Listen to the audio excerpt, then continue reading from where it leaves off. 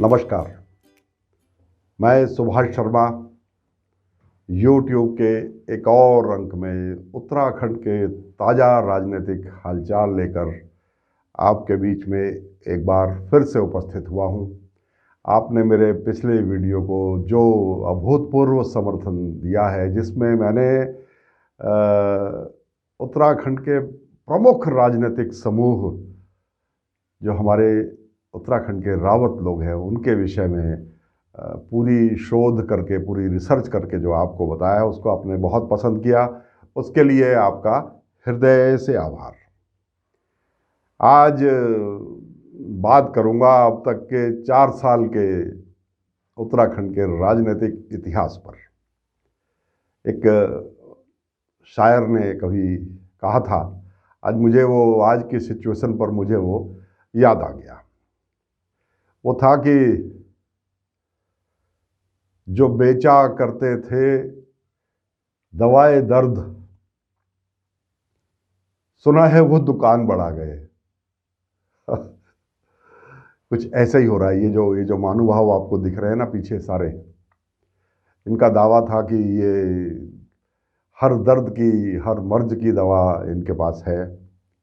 और कभी कभी इंसान को ऐसा लगने लगता है कि शायद वो हर मर्ज को, हर तकलीफ को दूर कर सकता है।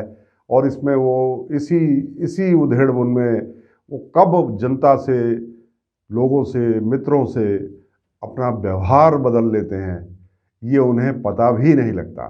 तो हमारा काम है कि हम जनता को भी जागरूक करें और ऐसे लोगों को भी सतर्क करें। मैंने बहुत पहले कहा था, एक बार करीब 6 महीने पहले, कि जब बौने लोगों की परछाई मीलों लंबी हो जाए तो समझो सूरज डूब रहा है। मैं यहाँ बौने लोगों से मेरा मतलब बौना कद नहीं है। मैं किसी छोटे कद के व्यक्ति का उपहास नहीं करना चाहता। मेरा यहाँ बौने कद से मतलब है बौने व्यक्तित्व के लोग। तो पिछले 4 वर्ष हमारे उत्तराखंड में कुछ ऐसा ही हुआ है। जो व्यक्तित्व में इतने बौने थे, उन्हें सौभाग्य से कुछ ऐसी राजनीतिक परिस्थितियां बनी कि उनको चुनौती देने वाले सभी 2014 में ही लोकसभा में चुनकर चले गए। अब सबका नाम मैं बार बार यहाँ नहीं लूँगा। और उन्हीं में से एक थे तीरथ सिंह रावत। तो जो त्रिवेंद्र जी को चुनौती दे सकते थे, वो सब तो दिल्ली भेज दिए गए। और जो पकड़ थी संगठन में, अब वो कभी कभी क्या होता है ना कि आज कहावतें ही याद आ रही हैं कि जब कोई कहता है कि आज खीर बनेगी, सब अपने अपने घर से एक लोटा पानी का, खीर दूध का लेकर के आएंगे, तो कुछ ऐसे भी धूर्त होते हैं जो एक लोटा दूध की बजाय उसमें एक लोटा पानी भर के ले आते हैं कि क्या मालूम चलेगा। तो ऐसे ही हमारे प्रदेश के हालात थे। त्रिवेंद्र जी, आप जानते हैं कि मैंने आपकी योग्यता, आपके अनुभव, आपकी कार्यकुशलता, आपके विज़न, इसकी सराहना कभी नहीं की, क्योंकि मैंने आपको देखा हुआ है। मैं आपके साथ कुछ कार्यक्रमों में रहा हूँ और फिर वही बात कि चावल पका कि नहीं पका वो तो एक दाने से ही पता लग जाता है। तो मैंने आपको देखा हुआ है। सार्वजनिक कार्यक्रमों में आपकी जुबान अटक जाती थी, मैंने वो भी देखा है। एक अवसर तो ऐसा भी आया, आपको याद आ गया, लाडपुर का खेल मैदान याद आया आपको? एक शहीद के स्मृति में एक टूर्नामेंट मैंने 9-10 साल करवाया, शहीद राजेश जोशी की स्मृति में। मैंने अपनी तरफ से मित्रता का हाथ आपकी ओर बढ़ाया था और आपको उस कार्यक्रम में मुख्य अतिथि बना करके बुलाया था। और आप वहाँ एक शब्द भी नहीं बोल पाए, आपका गला रुंध गया था, याद है आपको? तो मैं तो उसी दिन समझ गया था कि अब भाग्य के सहारे ही राजनीति में हो और कुछ ताकतवर लोगों से आपका संपर्क है। मुझे नाम लेने में कोई गुरेज नहीं, मैं कभी छुपी हुई बात करता नहीं। राजनाथ सिंह जी की आप पर कृपा थी, लॉबीज होती हैं राजनीति में। नरेंद्र सिंह तोमर जी की आप पर कृपा थी। कुछ समय तक आपके ऊपर शिव प्रकाश जी की भी कृपा रही। भगत सिंह कोश्यारी जी आपको बहुत चाहते थे, आप उन्हीं के नॉमिनी थे। भगत सिंह कोश्यारी जी ने जब जिस प्रकार से उत्तराखंड की राजनीति को मोड़ना चाहा, वो काम आप ही के जिम्मे था, वो काम आप ही करते थे। और आपको सौभाग्य से अमित शाह जी के साथ काम करने का अवसर भी मिला। तो ये सब कारण थे। आपको चुनौती देने वाले दिल्ली लोकसभा में चले गए और इतने लोगों के आप चहेते थे, उनको लगता था कि आप चुप रह करके शायद उनका सम्मान करते हो। लेकिन विलियम शेक्सपियर का एक बहुत बड़ा नॉवल है और उन्होंने जब वो लिख डाला तो उन्होंने भी उसका नामकरण नहीं कर पाए वो, और उन्होंने जब शीर्षक देने की बात आई उस नॉवल को, तो उन्होंने लिख दिया था एज यू लाइक इट, कि शीर्षक जो आपको पसंद हो खुद लिख लो। तो उसके अंदर उन्होंने एक डायलॉग था। वो डायलॉग ये था, मैंने उसको पढ़ा है, मैंने इंटरमीडिएट तक मेरे पास इंग्लिश रही है और मुझे बहुत रुचि भी थी अंग्रेजी के इस तरह के जो प्लेस थे उनमें, क्योंकि उससे बहुत सारे आपको लैटिन शब्द सीखने का मौका भी मिलता है, आपकी वोकैबुलरी बढ़ती है। तो मैंने वहाँ बहुत ध्यान से पढ़ा है। उसमें एक जगह लिखा है कि कुछ लोग चुप रहकर अपनी मूर्खता छुपाते हैं। तो आपके साथ यही हुआ। सत्ता में आने पर आपकी मुट्ठी खुल गई और जब आपने ऐसे करके मुट्ठी बंद कर रखी थी, रहस्यमयी मुट्ठी थी आपकी, ऐसा लगता था जैसे पता नहीं कितना ज्ञान का भंडार, विज़न है आपके पास। आप उत्तराखंड को कितनी नई दिशाएं, कितनी ऊंचाइयों पर ले जाओगे, नई दिशाएं दिखाओगे यहाँ के नौजवान के लिए। अपने जो आपके संबंध और संपर्क थे दिल्ली में, आप उसका लाभ यहाँ उत्तराखंड राज्य को मिलेगा। और फिर 56-57 सीटें आपके झोली में डाल करके हाईकमान ने आपको यहाँ पर मुख्यमंत्री बना दिया। प्रकाश पंत जी आपको चुनौती देने वाले थे, वो भी दुर्भाग्य से बहुत पहले उनकी असमय मृत्यु हो गई। अब मैं आपकी योग्यताएं तो कितनी हैं ये तो आपने 4 वर्ष में दिखा दी, उसका आकलन तो जनता करेगी। मगर वो तमाम बातें जिनको जनता पहले गंभीरता से नहीं लेती, आज मैं उनके बारे में एक एक करके बोलना चाहता हूँ। आपका जो पहला दायित्व था मुख्यमंत्री बनने के बाद, वो ये था कि कम से कम अपना 11 सदस्यों का मंत्रिमंडल पूरा करते।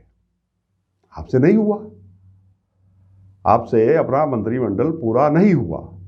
बाद में एक स्थान और खाली हो गया। प्रकाश पंत जी की मृत्यु के बाद 3 विभाग खाली हो गए। अब आप गिनोगे क्या आपके कंधे इतने मजबूत हैं या इतने मजबूत थे कि आप वित्त भी संभाल लो, स्वास्थ्य भी संभाल लो, पीडब्ल्यूडी भी संभाल लो, आप एक्साइज भी संभाल लो, आप बिजली विभाग भी संभाल लो, आप स्वास्थ्य विभाग भी संभाल लो। क्या ये संभव है? ये संभव है कि आप इनको निभा पाए? तो ये आपकी अयोग्यता थी और ये अनिर्णय की स्थिति, अनिर्णय, आप निर्णय लेने में सक्षम नहीं थे। ये उस स्थिति से आप लगातार गुजरे और उसका कितना नुकसान हमारे उत्तराखंड राज्य को हुआ है, इसका आकलन लगाने के लिए भी इतना ही समय चाहिए। क्योंकि ये सब जो आपको करके और डिसेंट्रलाइज करना चाहिए, सत्ता का डिसेंट्रलाइजेशन। एक छोटा सा राज्य, उसमें इतने एक से एक योग्य और अनुभवी, आपसे ज़्यादा अनुभवी लोग, आपसे ज़्यादा, आप तो बहुत बार हारते रहे, आप तो बार बार हारते रहे। ऐसे लोग हैं जो कभी हारे ही नहीं। 8-8 बार, 5-5 बार, 6-6 बार, 4-4 बार के विधायक हैं लगातार। ऐसे ऐसे लोग हैं इस प्रदेश में। आपने किसी को भी मंत्रिमंडल देना उचित नहीं समझा, क्योंकि अब आप पर यहां स्वार्थी होने का आरोप लगता है। आप सारे विभागों को अपने नियंत्रण में रख करके ये राज चलाना चाहते थे, इसी को स्वार्थ बोलते हैं। आपने निस्वार्थ सेवा नहीं की, और आगे भी जो टीम आपने अपने चारों तरफ रखी हुई थी, जो जिनको आज मैं यहाँ सामने रख करके जिनकी मैं शक्ल और सूरत जनता को दिखा करके इस वक्त अपने दर्शकों से मुखातिब हूँ, मैं साफ साफ कहना चाहता हूँ, मैं प्रमाणों और तथ्यों के साथ बोलता हूँ। अगर इनमें से किसी भी महानुभाव को कोई आपत्ति होगी तो मैं प्रमाण दूंगा, मेरे पास हर चीज़ के प्रमाण हैं। मुन्ना सिंह चौहान जी, आप एक प्रमुख दरबारी थे, प्रमुख दरबारी जी, बस इतनी ही हैसियत थी आपकी। आप विधायक चुनकर के आए विकासनगर से। हालांकि आपकी जो आकांक्षाएं हैं उसकी कोई सीमा नहीं है, और पार्टी के सारे नियमों को तोड़कर आप अपनी पत्नी को भी दूसरी सीट से चुनाव लड़वाते रहे। ये आप ही ने किया, और वो वहाँ से हारती रही, बराबर वो हारती रही। और आप स्वयं विकासनगर से, और अपनी पत्नी को, जो मेरी आदरणीय हैं, मैं ये आपके विषय में बोल रहा हूँ, वो तो एक शिक्षिका थी, और जब उन्होंने टीचिंग से इस्तीफा दिया तो उस वक्त मैं आपका करीबी सहयोगी था। तो आप अपनी महत्वाकांक्षाओं की पूर्ति के लिए उनको राजनीति में लाए, उनको आप जिला पंचायत में लाए। उनको जिला पंचायत चुनाव जितवाने में जितनी भूमिका मुन्ना सिंह चौहान जी आपकी है, मैं बहुत विनम्रता से और ईश्वर का आभार प्रकट करते हुए कहता हूँ, उतनी ही मेरी भी भूमिका थी आपको वो चुनाव लड़वाने में। मैंने भी अपनी जितने भी मेरे पास साधन थे सब झोंक दिए थे, मगर आपकी इच्छाएं पूरी नहीं होती कभी भी। बहुत असीमित इच्छाएं हैं, उनका कोई अंत नहीं है। सारा जमीन आसमान सभी में आप कब्जा करना चाहते हो। आपने उसके बाद उनका इस्तेमाल किया, आप सबका इस्तेमाल ही आप करते हो। आपने हमारा भी इस्तेमाल किया, हमारे बहुत सारे और मित्रों का भी इस्तेमाल किया। और आज भी अगर ये देख लें कि सत्ता का दुरुपयोग किस प्रकार से होता है, तो उसके लिए आपकी विधानसभा विकासनगर और उसके आसपास का क्षेत्र वो उसका एक ज्वलंत उदाहरण है। हर ठेके के पीछे, हर सरकारी टेंडर के पीछे एक भ्रष्टाचार है, और उस भ्रष्टाचार को करने वाले लोग, उसमें सम्मिलित लोग, उसके लाभार्थी वो तमाम लोग हैं जो हर एक चुनाव में आपके आगे पीछे रहते हैं, आपको चुनाव लड़वाते हैं, आपके पोलिंग एजेंट बनते हैं, आपके काउंटिंग एजेंट बनते हैं, और आपके हर जुलूस में आपके दाएं बाएं नजर आते हैं वही ठेकेदार। ऐसा कहा जाता है कि वो आपके बहुत बड़े फाइनेंसर हैं। आप, मुझे नहीं मालूम, ये आरोप मैं नहीं लगा रहा, लेकिन ये सुनने में आता है। हमने और रघुनाथ सिंह नेगी जन संघर्ष मोर्चा, आप जानते हैं वो भी निस्वार्थ व्यक्ति है, उसने आपके कितने ही कारनामों को उचित प्लेटफॉर्म पर पहुंचाया। और कुछ एक तो दोष सिद्ध अपराध है, ऐसे अपराध है जिसमें आपने फर्जी, आपने कह दिया, मैं उस शब्द को वापस लेता हूं, आपके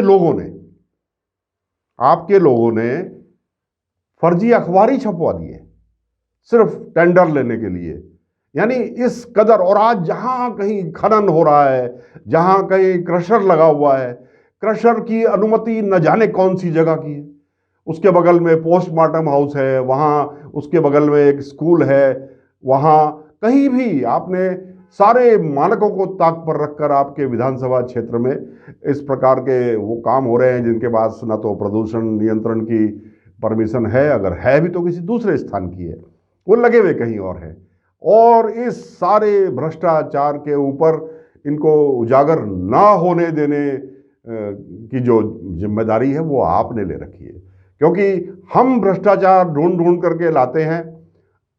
आपके रघुनाथ सिंह नेगी, भ्रष्टाचार जन संघर्ष मोर्चा वाले और पिन्नी शर्मा और उनकी पूरी टीम आपके खिलाफ भ्रष्टाचार के मामले लेकर के आती है, अपना समय और पैसा और अपनी ऊर्जा इसमें लगाकर जो राइट टू इन्फॉर्मेशन है उसमें चीफ इंफॉर्मेशन कमिश्नर से उनको दोष सिद्ध बताकर उसमें कार्रवाई का आदेश लेते हैं, और जैसे ही वो शासन में आती है मुन्ना सिंह चौहान जी, आप उसको पूरा नहीं होने देते। मैंने तो पहले भी आपके वो सारे कारनामे, आपके क्षेत्र के कारनामे, आपके लोगों के कारनामे सब दिखाए।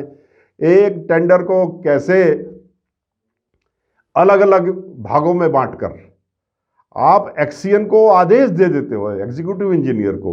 उन्होंने अपने बयान में ही कहा है, उसमें विजिलेंस जांच चल रही है, उसमें गृह सचिव जांच कर रहे हैं, उसमें किसी मामले में पीडब्ल्यूडी के सेक्रेटरी जांच कर रहे हैं, मगर आप जांच को आगे नहीं बढ़ने देते। हमको ऐसा ही लगता है, क्योंकि अगर आप न्याय प्रिय होते मुन्ना सिंह चौहान जी, तो जो आज पहुंच आपकी मुख्यमंत्री के दरबार में है, क्योंकि आप एक प्रमुख दरबारी थे, अब है कि नहीं ये मैं नहीं जानता।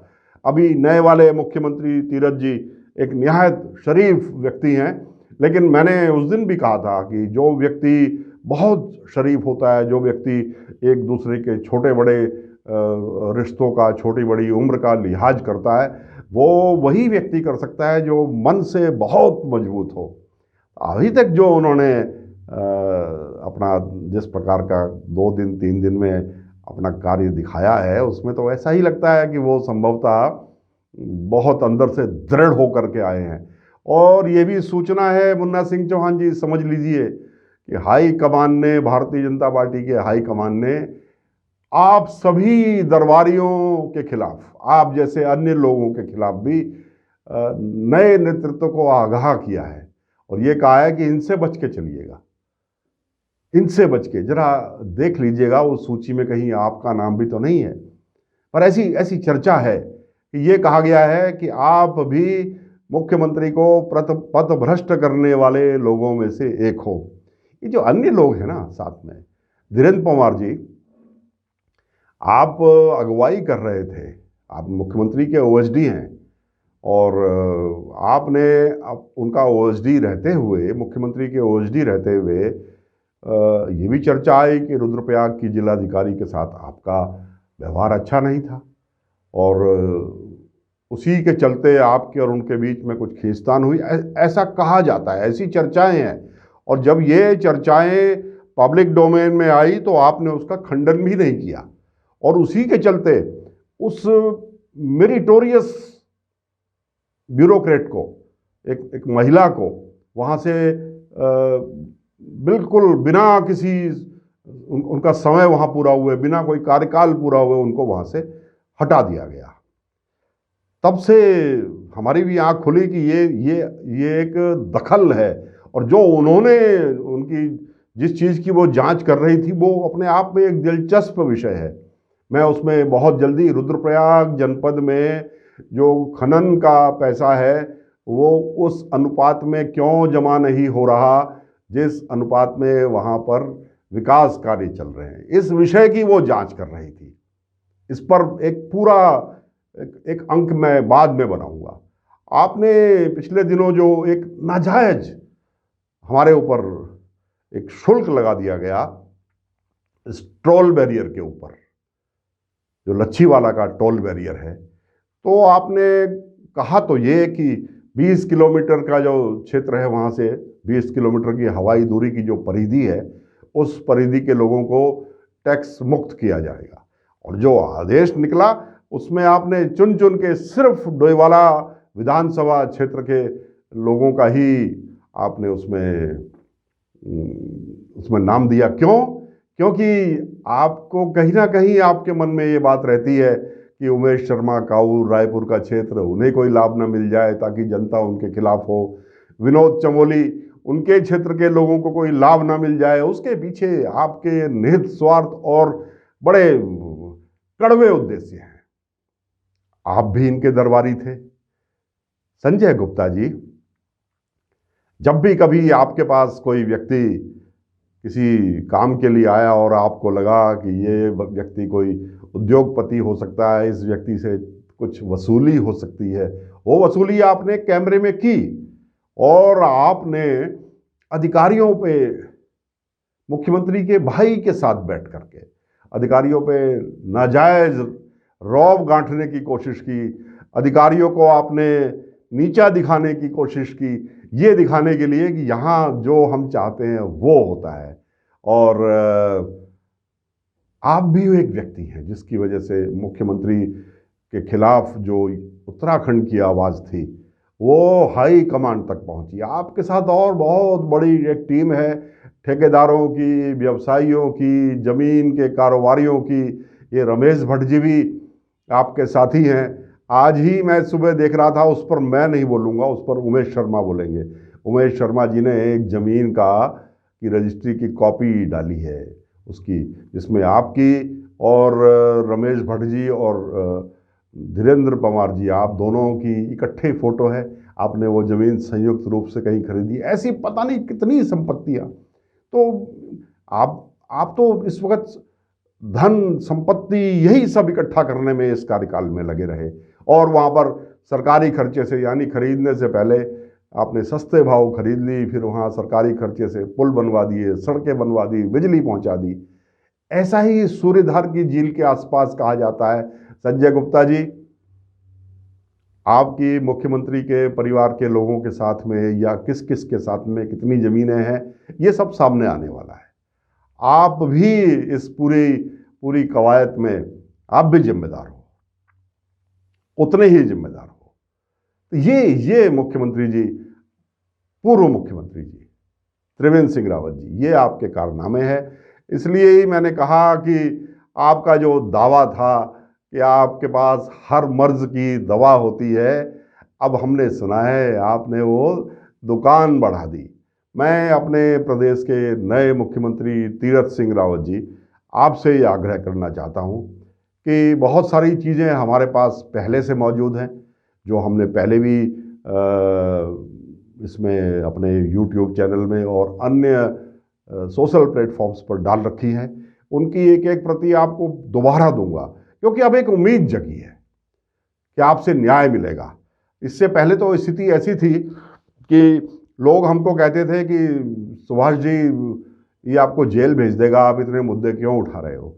हम कभी डरे नहीं, लेकिन ये भी सच है, लोगों की वो शंका भी सही साबित हुई कि हमने कितने ही मुद्दे प्रमाण सहित आपके समक्ष उठाए। आपकी एक टीम मुख्यमंत्री के यहाँ और एक टीम पार्टी हेडक्वार्टर में, हम जैसे 10-12 लोगों की फाइल रोज बनाते हैं और रोज उसमें देखते हैं कि आज हमने क्या मुद्दा उठाया, और किसी भी मुद्दे पर आप कार्रवाई नहीं करते। अब हमें उम्मीद है कि हमारे नए मुख्यमंत्री तीरथ सिंह रावत जी, हम आपके सामने बहुत गंभीरता के साथ जनहित में, हम किसी व्यक्तिगत मुद्दे को नहीं उठाएंगे। हम आपके सामने ये वादा करते हैं। हमारा अगर किसी से कोई निजी, हमारी कोई किसी से कहीं समस्या है, हम उस मामले को भी निजी तौर पर निपटाएंगे, मगर जो जनहित की बात होगी, जिसका उत्तराखंड राज्य को व्यापक नुकसान होने वाला है, वो मुद्दे हम जरूर उठाएंगे। और तीरथ जी, अभी आप हनीमून पीरियड में हैं, हम आपकी आलोचना भी नहीं करेंगे, हम आपको सेटल होने का समय भी देंगे और उम्मीद करेंगे कि आप जो मुद्दे हमने उठाए, जो आपके सामने हम दोबारा से प्रस्तुत करने वाले हैं, आपको हम उसकी हार्ड कॉपी फाइल के रूप में भी देंगे। और हम साथ साथ ये भी बताएंगे कि आज हमने ये फाइल मुख्यमंत्री जी के यहाँ सबूतों के साथ पहुँचा दी है, और फिर इंतज़ार करेंगे कि आप उस पर कार्रवाई कब करते हो, कितनी जल्दी करते हो, या आप भी कोई ऐसे ही दरबारियों की एक टीम अपने चारों तरफ बना लेते हो। आज मेरा उद्देश्य किसी का उपहास उड़ाना नहीं, किसी का मजाक उड़ाना नहीं। आप पांचों महानुभावों के भी अपने अपने परिवार हैं। मैं भी जानता हूं कि वो भी पब्लिक डोमेन में जुड़े हुए रहते हैं, वो भी देखते हैं। इसलिए मैं अगर आपको किसी को भी इसमें बुरा लगा हो तो मैं क्षमा प्रार्थना के साथ कहना चाहता हूं कि ये मुद्दे जनहित के थे। मेरा व्यक्तिगत रूप से इन पांचों महानुभावों में से किसी से भी कोई समस्या नहीं है। उत्तराखंड राज्य के हित में ही मैंने जो मुद्दे उठाए, प्रमाणों के साथ उठाए, इसलिए मैंने उनको बोला। इसलिए मेहरबानी करके मेरे प्रति अगर कोई इस वीडियो को देखने के बाद आपके मन में कटुता पैदा होती है तो उसको मन से निकाल दीजिए। कभी कोई व्यक्तिगत बात आएगी तो मैं एक सच्चे हितैषी की तरह इन लोगों के साथ में खड़ा होऊंगा, लेकिन जनहित के मुद्दे मैं अपने सगे भाई के खिलाफ भी उठाने से नहीं चूकूंगा।